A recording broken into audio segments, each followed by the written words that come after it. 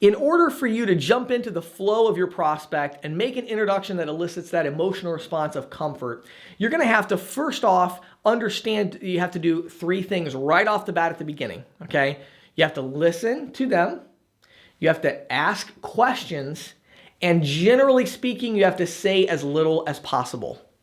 Now, this is where most salespeople get tripped up when they're trying to elicit this response of comfortable.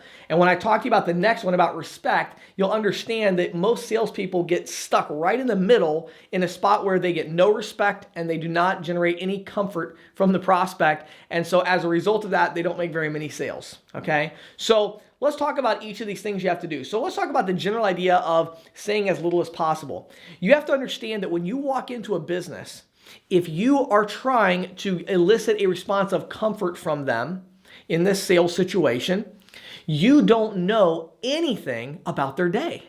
You have no idea how this flow is going. Not a clue.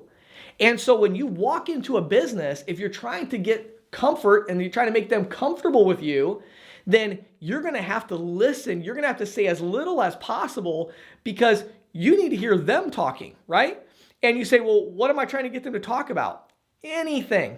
You need to understand the flow of their day. You need to listen to them in the way that they're talking to you. You need to observe the way that they're interacting with the people around them. You need to kind of understand what's going on. Again, if I walk into a retail store and I see a big pile of inventory sitting in the middle aisle, I was in retail. I know what that means. That means everybody is stressed because everybody's trying to get that inventory on the shelves.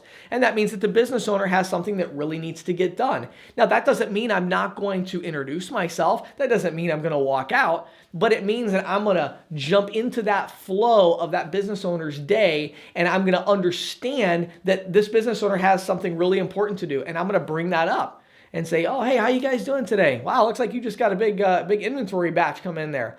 And I'm going to talk about that. Do you guys get inventory once a week, a couple times a week? And I'm just going to be talking a little bit and asking them questions. How's your day going? Boy, what's it like to be in business out here in beautiful Altoona, Pennsylvania? Whatever it is, I'm asking them questions and I'm trying to get them to open up and tell me about the flow of their day. So say as little as possible. Ask questions to get them talking. Then, even more important than either of those two is listen. Now, understand something. Not talking and listening are two different things, okay?